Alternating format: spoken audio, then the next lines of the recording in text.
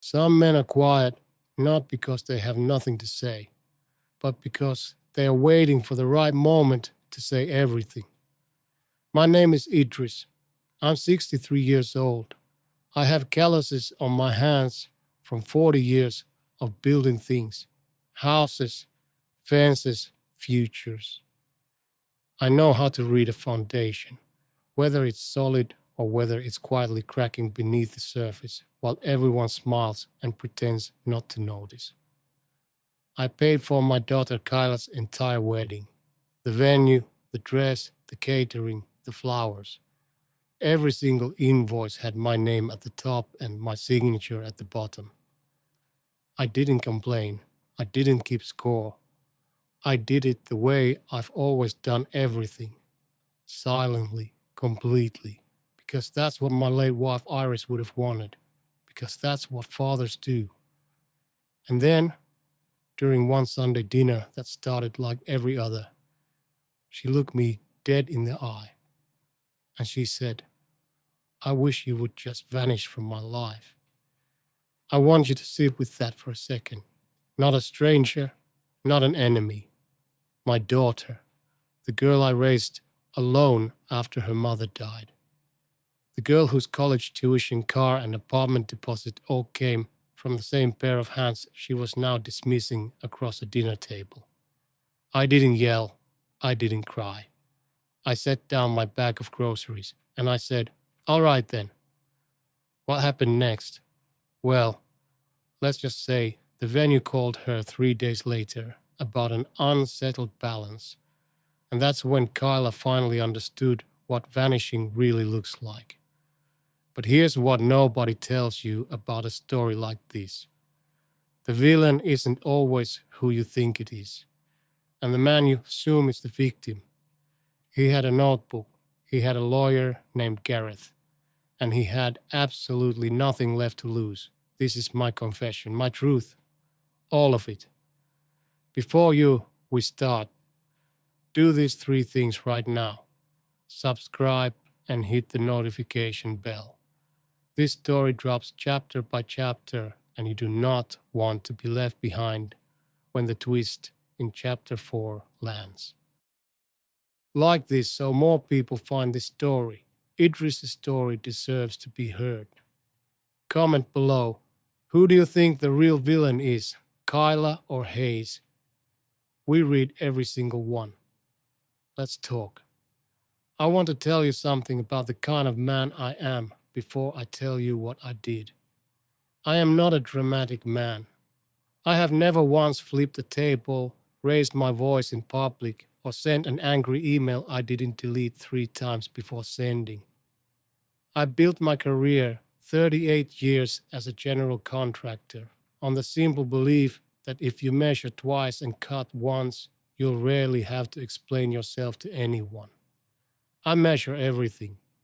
I always have. So when my daughter Kyla called me in March and told me she and Hayes were finally setting a wedding date, I did not throw a party. I did not panic. I sat at my kitchen table with a yellow legal pad and I started writing down numbers.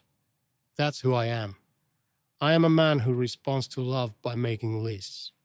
The venue, $12,000 deposit, full balance $21,500. The catering, $8,400. The dress Kyla had already picked out before she even called me. $3,400. Flowers, alterations, invitations, rehearsal dinner. Another $6,000 easy. I circled the total, looked at it for a moment, thought about my savings account, thought about Iris, and I wrote the first check. My wife Iris died 6 years ago, this past November. Ovarian cancer, the kind that gives you just enough time to say goodbye, but not enough time to make peace with it. She was 57. She had been planning Carla's wedding in her head since Carla was about 4 years old and wore a pillowcase as a veil around the house. Iris had opinions about centerpieces, about string lights versus chandeliers. about whether the first dance song should make people cry or make people want to dance. I used to tease her about it. I wish I hadn't. When she died, I made her a quiet promise at the graveside. No announcement, no dramatic declaration. Just me, in a dark coat, in the November rain, talking to a stone. I told her I would make sure Kyla's wedding was everything she had dreamed of planning. Every detail, every flower. I would carry it myself if I had to. And so that is what I did. I carried it. For 8 months, I was the invisible engine behind that wedding. I took calls from venue coordinators. I made decisions about linen colors.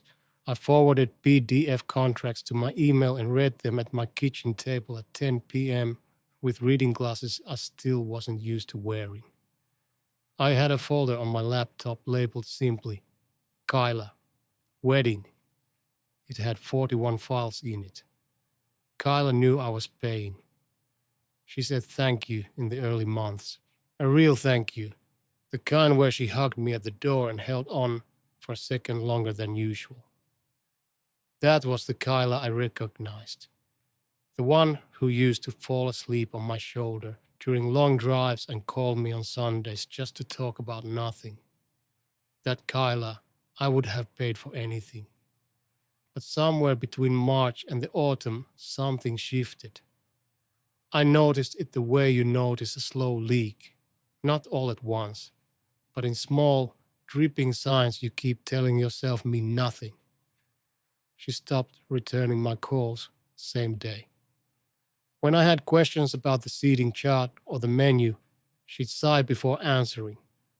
A small sound, barely perceptible, but I heard it every time. I am a man who listens carefully. She started saying things like, I'll handle it, in a tone that meant stop asking. And Hayes,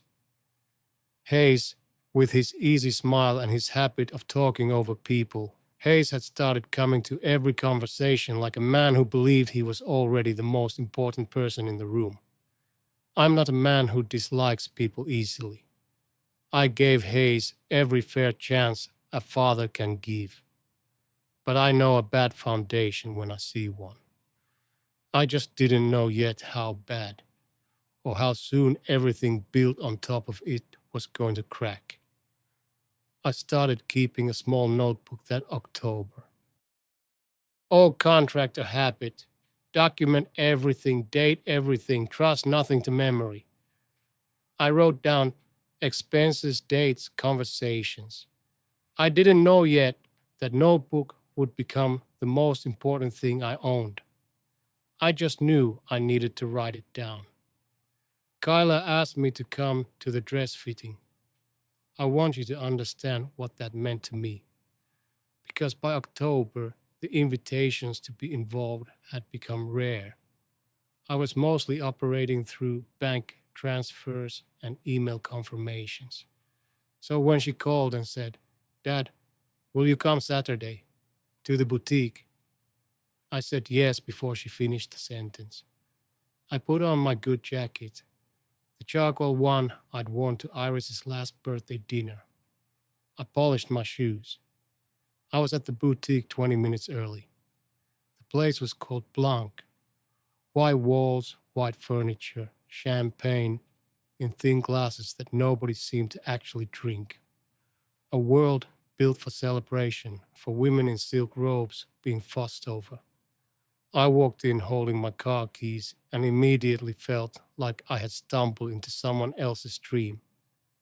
But Kyla was there. And for one moment, just one, when she saw me come through the door, she smiled the old smile, the real one, the one she had as a kid. I held on to that moment for a long time afterward.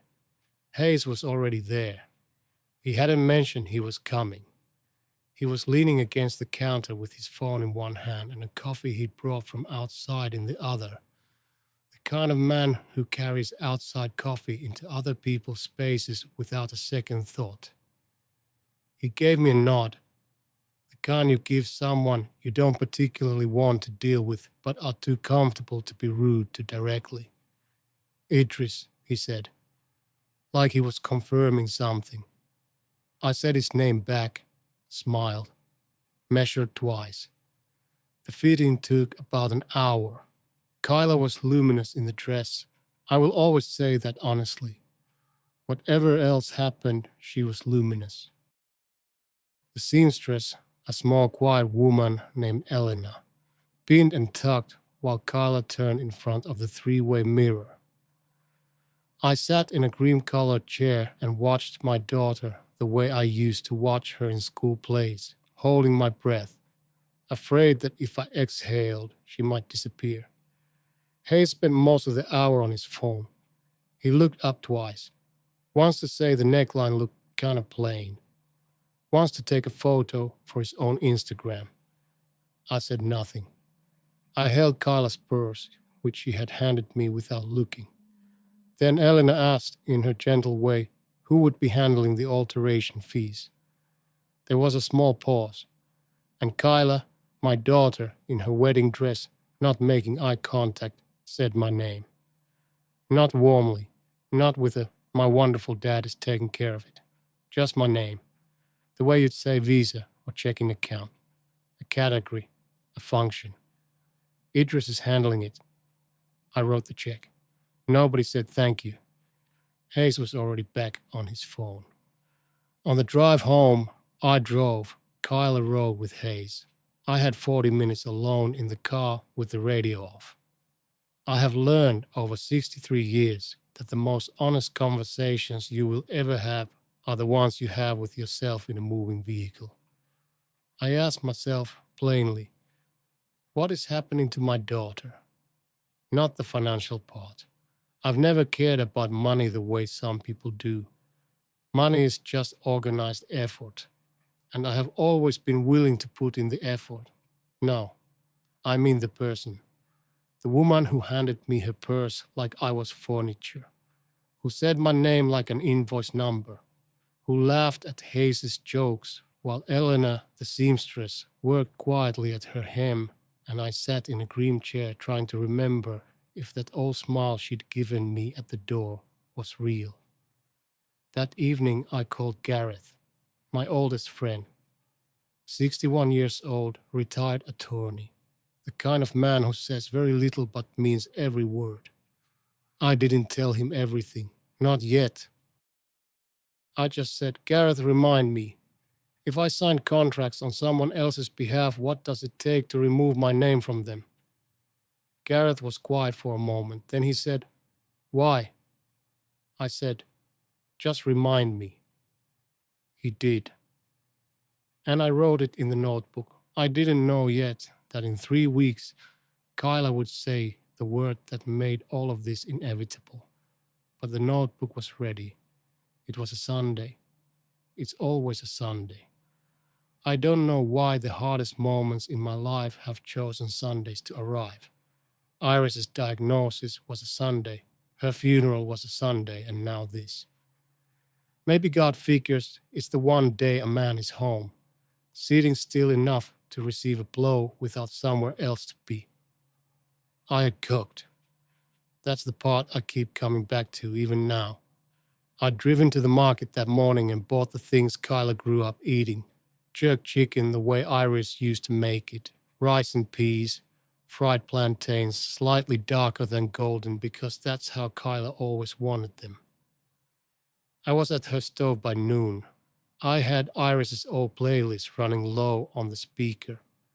I was, for that one quiet hour before anyone else arrived, genuinely happy. Kyla came home first.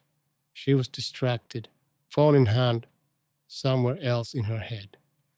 She said the food smelled good. It was the most she'd offered me in weeks, and I accepted it gratefully, the way a thirsty man accepts a small glass of water. Hayes arrived 30 minutes later. Juno was there too, had been there since morning, helping me in the kitchen the way Juno always does, quiet and steady, refilling glasses, setting the table without being asked. I have always liked Juno. She's the kind of person who notices things and stores them carefully, like a librarian of other people's pain. Dinner started fine. That's the thing about catastrophic moments. They always start fine. We were talking about the seating arrangement, specifically where to place my side of the family. My brother Desmond, his wife, their three grown kids who were flying in from Atlanta. I had a thought about it, a small, reasonable thought. Perhaps put them closer to the front, given that Desmond's hearing had gotten worse this past year. I mentioned it, calmly, with rice still on my fork. Hayes said that it had already been decided. I said gently that it hadn't been, not to my knowledge.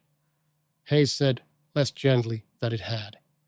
And then Kyla, my daughter, at her own table, with her mother's recipe going cold on the plate in front of her, turned to me with something in her eyes I had never seen before. Not anger exactly, something more performed than anger, something she had been practicing. She said, "Dad, why do you always have to make everything about you?" I set my fork down. I said I was simply asking about Desmond's seat. She said I was always inserting myself, always hovering, always making her feel like she couldn't manage her own life. Hayes said nothing. He picked up his glass. A small smile moved across his face and disappeared, fast enough that if you weren't watching, you'd miss it. I was watching. I told Kyla I only wanted to help. I told her I had been trying for 8 months to support this wedding in every way she needed. And that's when she said it. She wasn't screaming. That's what people always imagine, that cruel words arrive at full volume. They don't. The worst ones come at a very normal pitch, in a very normal tone, as if they are simply stating the weather. She looked at me and said, "I wish you would just vanish from my life." The room went completely quiet. Juno, across the table, stopped moving. Hayes examined the tablecloth. I sat very still. I have been in rooms where something broke before. Structural things, beams, load-bearing walls, and there is always that half second of total silence before the sound catches up to what just happened. This was that silence. I stood up. I did not push my chair back hard. I did not raise my voice. I picked up my car keys from the counter where I'd set them, and I looked at my daughter for a long moment.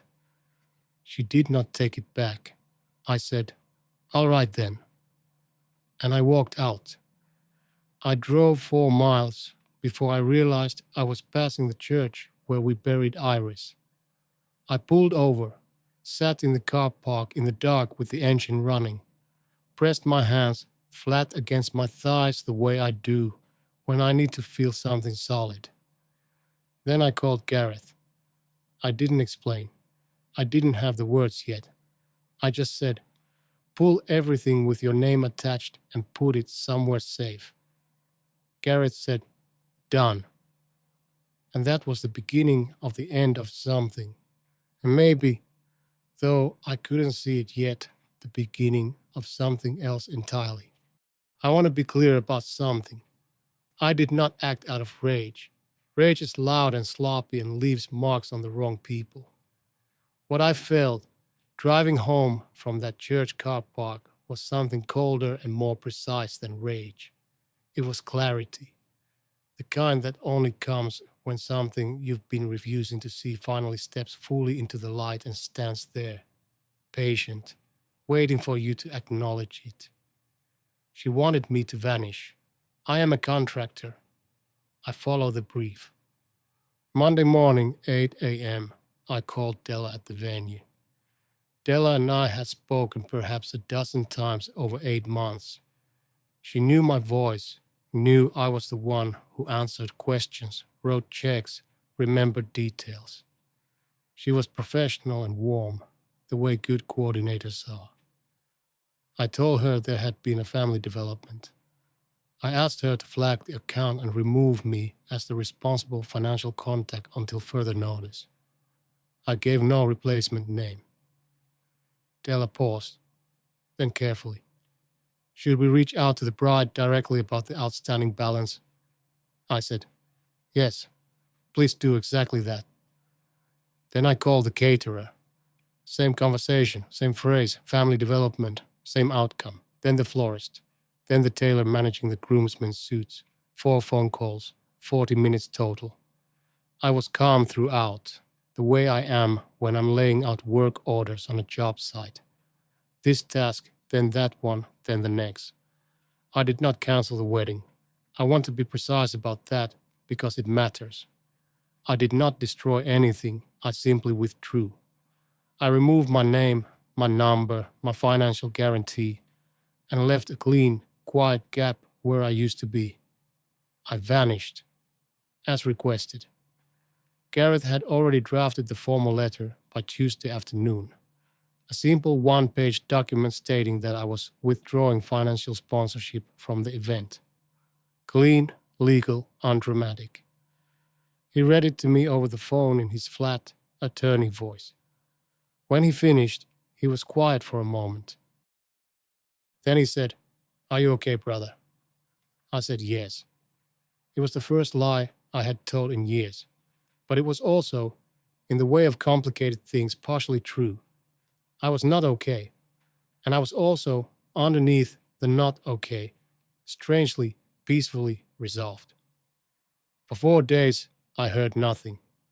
No call from Kyla, no message from Hayes. I went to my garage and worked on a cabinet I'd been building for months.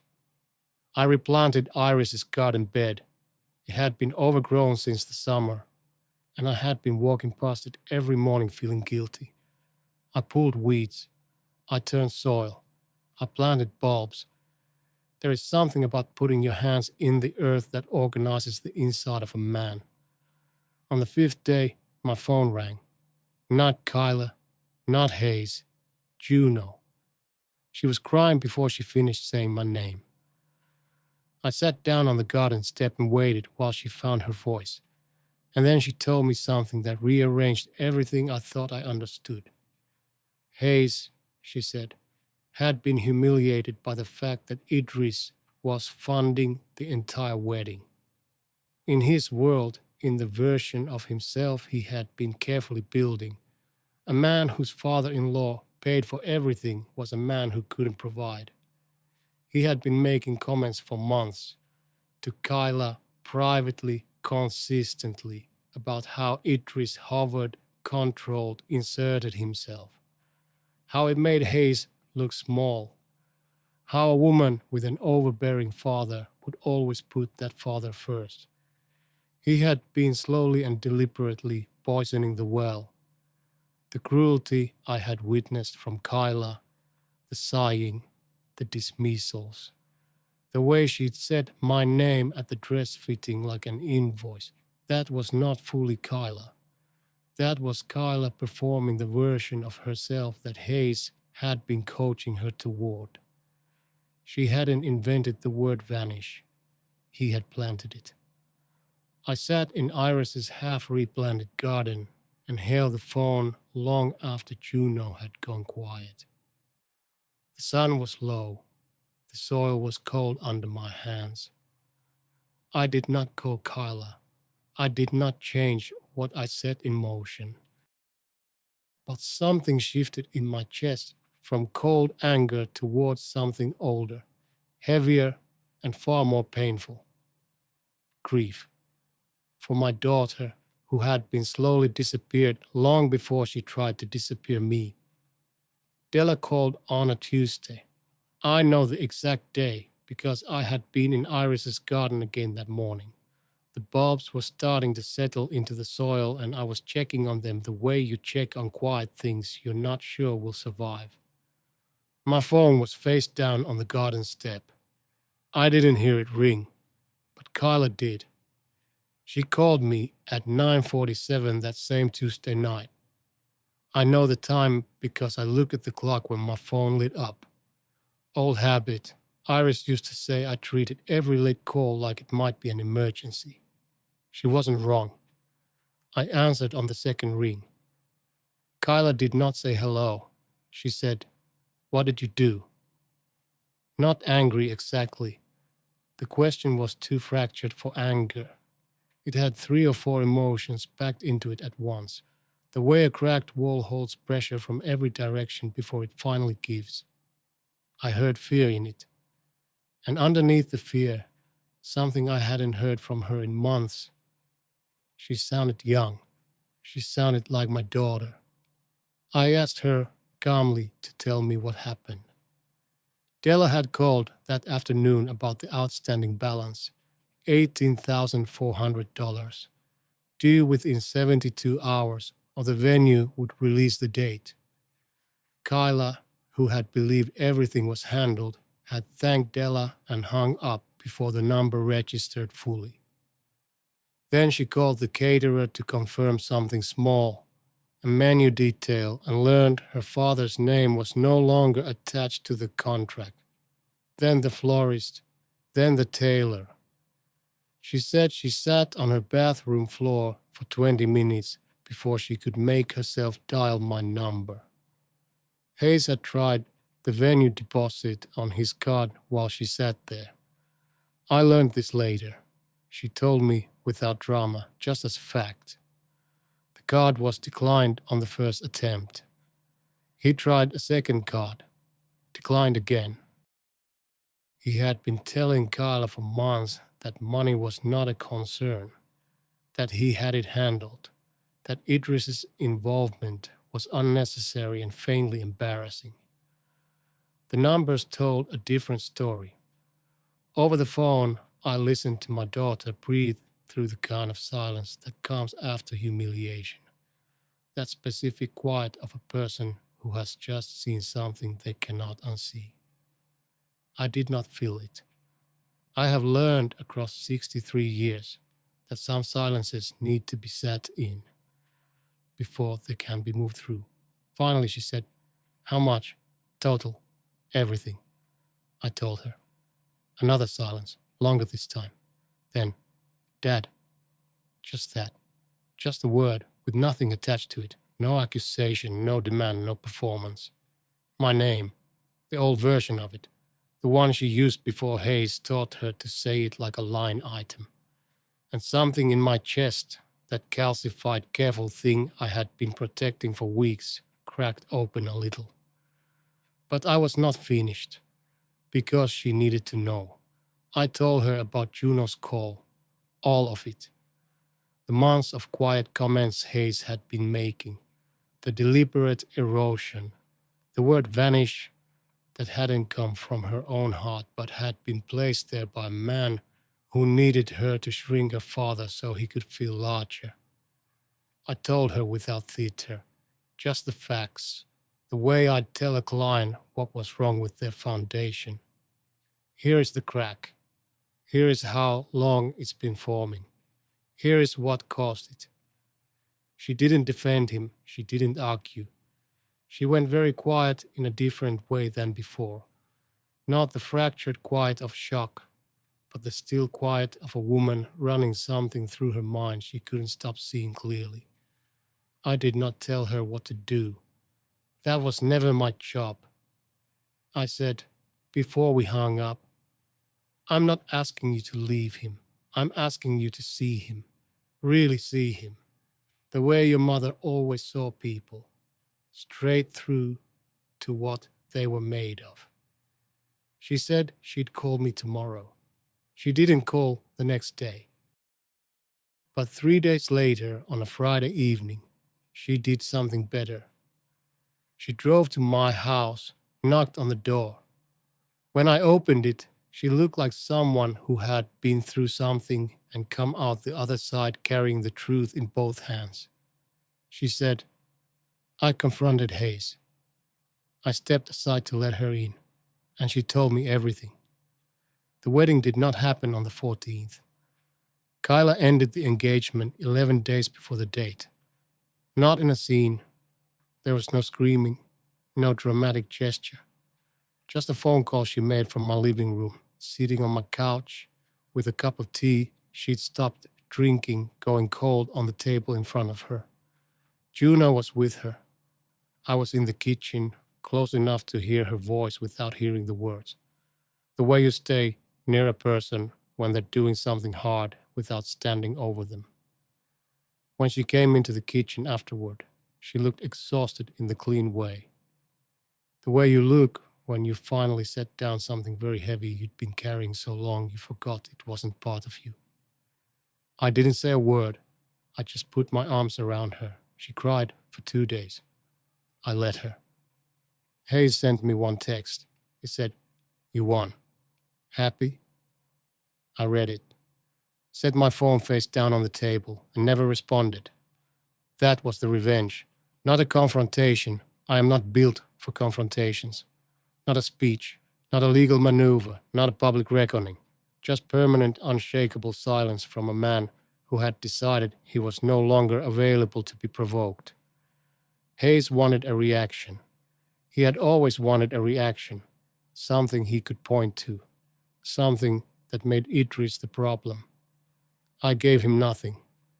Some victories don't make noise. Those are the ones that last. About 3 weeks later, I gave Kyla the notebook. I sat across from her at my kitchen table and slid it across like it was nothing. An old contractor's notebook, slightly bent cover, blue ink. She looked at it without touching it. I told her what was inside. Every expense, every date, every contract, every check, 8 months of it. I told her it wasn't a bill. I told her it wasn't evidence. I said, "This is a love letter. The only kind I know how to write, in numbers, in dates, in showing up. Every figure in that book is just another way of saying I was here. I was always here." Kyla picked up the notebook. She pressed it to her chest, the way you hold something you're afraid might disappear. She didn't open it that night, but she didn't put it down either. A month later, she started coming by on Saturday mornings, unannounced, which is the best kind of visit, because it means someone is coming because they want to, not because they plan to. We didn't talk much about Hayes, or the wedding, or the words she'd said across the dinner table that night. Those things existed. We just didn't give them more room than they deserved. One Saturday, she found me in Iris's garden, planting the yellow crocus bulbs Juno had helped me pick out. Kyla crouched down beside me without being asked, pulled on the spare gloves, started digging. We worked in comfortable quiet for a long while. Then she said, softly, without looking up from the soil, "I'm sorry, Dad, for the word. I'm sorry." I kept my hands in the earth. I thought about Iris, about what she would have said. She always knew exactly what to say, which is why I've been struggling without her ever since. But this time I found something. I said, "Flowers don't grow in perfect soil, Kyla. They grow in the soil that got broken open first." She looked at me then, and she smiled. The real one, the old one, the one that looked exactly like her mother. We planted until the light ran out. We didn't fix everything that day. You don't fix everything in a garden on a Saturday, but you put things in the ground. You trust that they will grow. You come back next season and you see. That's all any of us can do.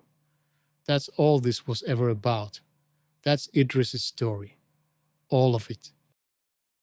The checks, the notebook, the crocus bulbs, the smile that looked like Iris.